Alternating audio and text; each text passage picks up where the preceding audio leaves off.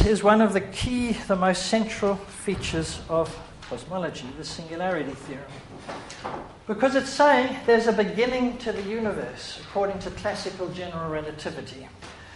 And I just want to say a word or two about this. Nowadays, in cosmology, people talk about the beginning of the universe in a kind of a casual kind of way. They sort of say, oh yeah, there was a beginning to the universe. They have forgotten how shocking a concept it is. There is a start, not merely to physics, to matter, but to space and space-time itself. And so always people sort of ask the question, what happened before the beginning? Well, the answer is there wasn't a before the beginning. Our language doesn't actually even allow us to talk about this properly. We inevitably look at this graph and say, okay, what was happening over here before the beginning?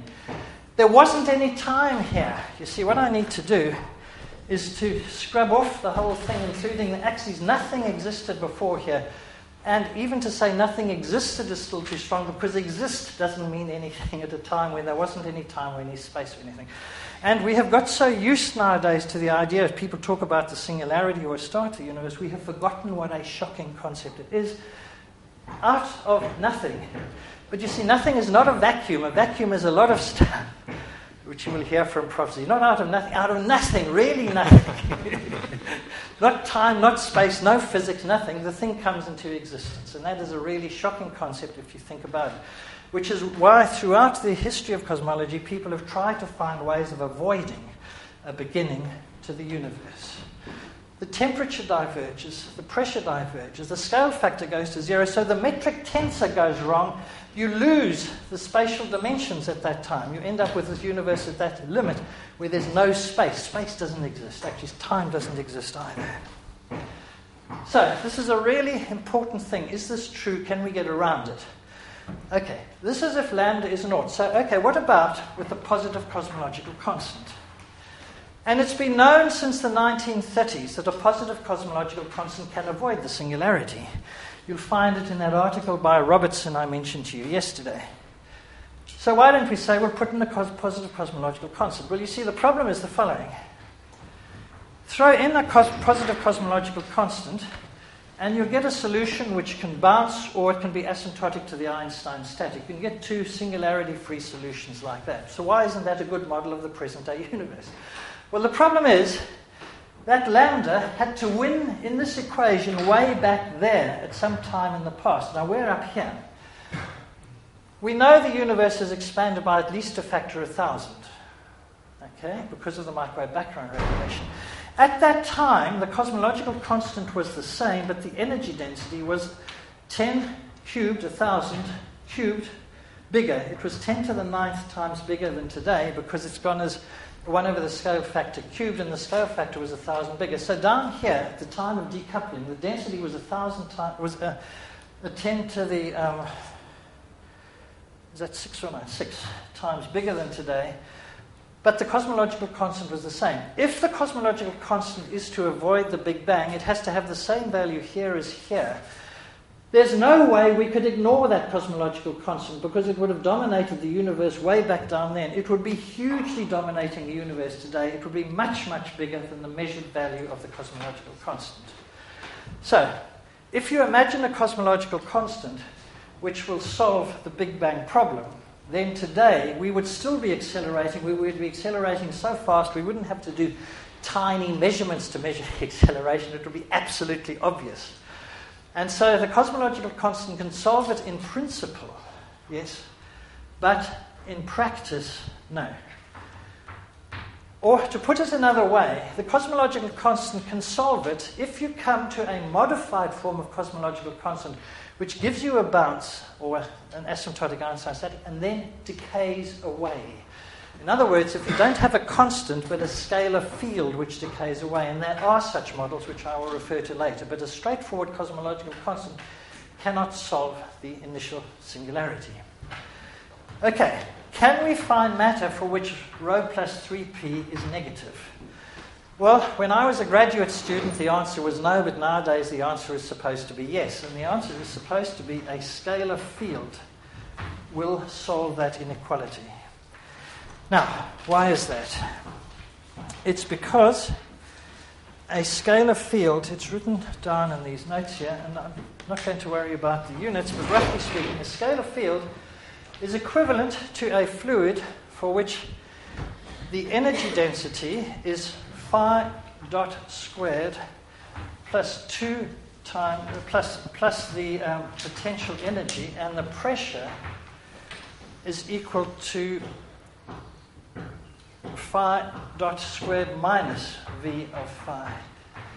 A scalar field in a Robertson-Walker model is equivalent to a fluid, and this is a scalar field phi of t with a potential v of phi, and it can be shown quite easily that it's equivalent to a fluid for which rho is phi dot squared plus v of phi, and the pressure phi dot squared minus v of phi. If you just put those into rho plus 3p, you immediately see that rho plus 3p, well, that is 4 phi dot squared minus 2v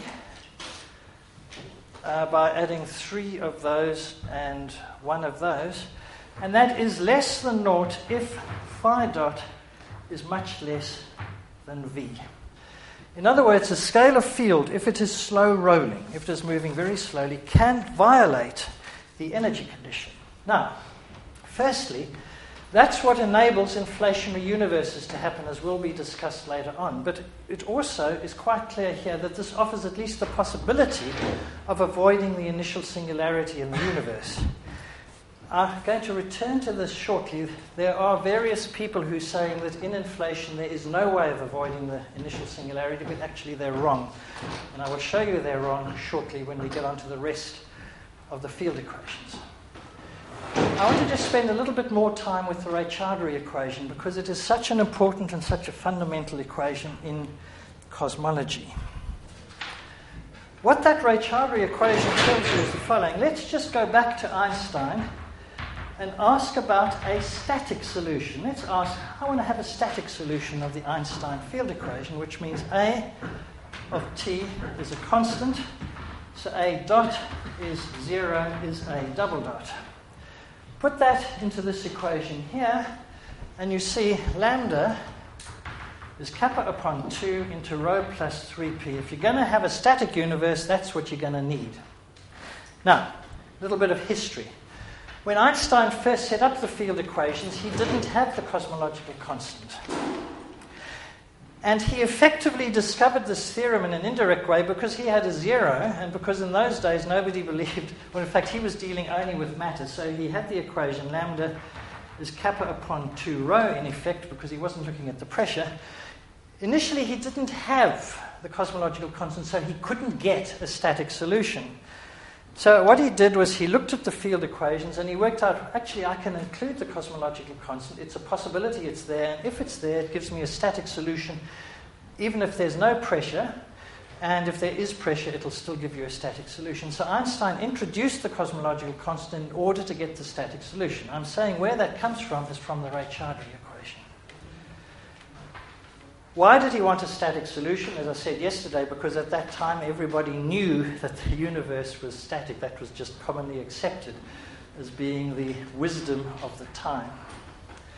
So one immediate conclusion from this equation is that if you've got a static solution, then lambda must be positive if you've got ordinary matter. Lambda must be positive if you have ordinary matter. And that's what Einstein discovered in 1917. It has an even more useful thing for us here. Let us suppose we have got an Einstein static model. So here's A of t, and it's exactly constant. We've got this Einstein static model. Now, what physicists want to know is that stable or is that unstable? Always one of the questions you ask is the stability. So let's assume we can slightly perturb the universe till it's just above where it was. Okay? Now, we need to go to that equation there. A double dot over A is equal to minus kappa upon 2 into rho. I'm just going to use the matter. The pressure complicates it. Let's just use the matter to see what's happening. Supposing we have a static solution and we now perturb it, so it's now just a little bit above. What will have happened? Well, what will have happened will have been the density will have decreased because we have expanded a bit. But the lambda is the same. So the density is decreased, the lambda is the same. So if you perturb it just a little bit, these exactly balanced in the static solution. This is now dropped, and this is now winning, so this is now positive. So now we are bending upwards. So we're going to bend a little bit up more. So we end up at new point. At that new point, the density is dropped even more. Lambda is still the same. The second derivative is even more positive, so we bend up even more. And we have an exponential instability of the Einstein static universe. This is what was discovered by Eddington in 1930. And it is this fact which, in my view, persuaded people that the universe was expanding, was the discovery that the Einstein static universe was unstable. If you push it a little bit down, what will happen then, if you push it a bit down, is that the density will increase.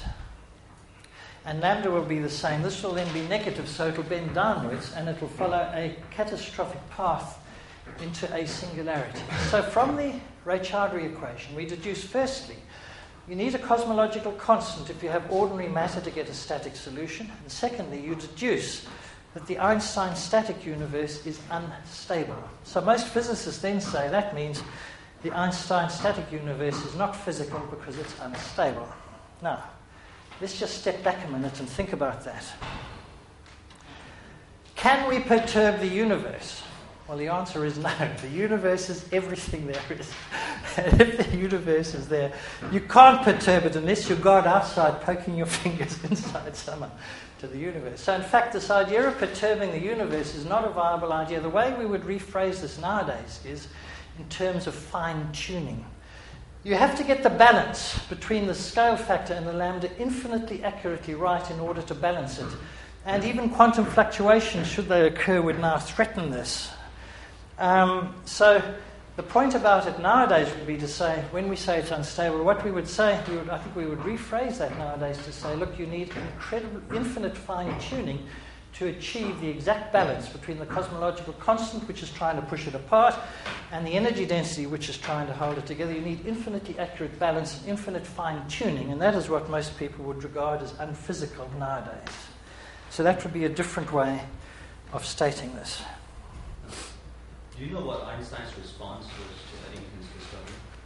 Well, I think it's basically that's when he accepted the expanding universe. Because it's really remarkable, this, I've written a little historical paper on this. Friedman paper 22, second one 24, Lemaitre 27, they were all ignored, even though until a crucial meeting of the Royal Astronomical Society in 1931, where Eddington presented this.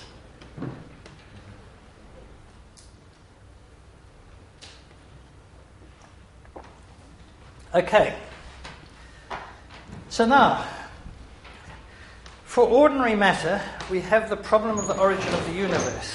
What happens at this Big Bang? Well, one way of stating this nowadays would be we exceed the Planck energy. And then the classical approximation that I'm making breaks down, and so quantum gravity takes over, and we must use some other theory of gravity to see what happens.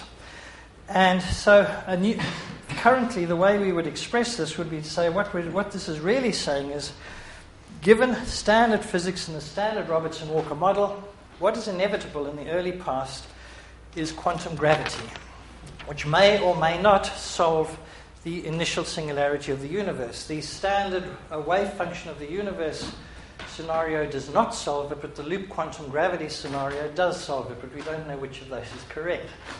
Okay. So what we would say here is that, in fact, nowadays we would reinterpret this to say, what this is saying is the classical regime, as we go back, will end and we'll enter a quantum gravity regime, and we must work out what happens in quantum gravity, and that will decide if there is a singularity or not. That would be the way we would phrase this nowadays. Okay, now, just a caution. When we do this, we are assuming the Einstein field equations are correct way back to the start of the universe. Now, there's two horrendous extrapolations taking place. Firstly is physical scale. Let me ask you, on what scale have we tested Einstein equations? And the answer is, we have tested them on the scale of the solar system. They are incredibly well tested at solar system scale. They are not tested even on the scale of our galaxy or the clusters of galaxies. So in spatial terms, they have not been tested on the kinds of scales that are involved. Secondly, the tests in the solar system are basically static tests. The dynamics that is involved here have never been tested in any astronomical or physical observation.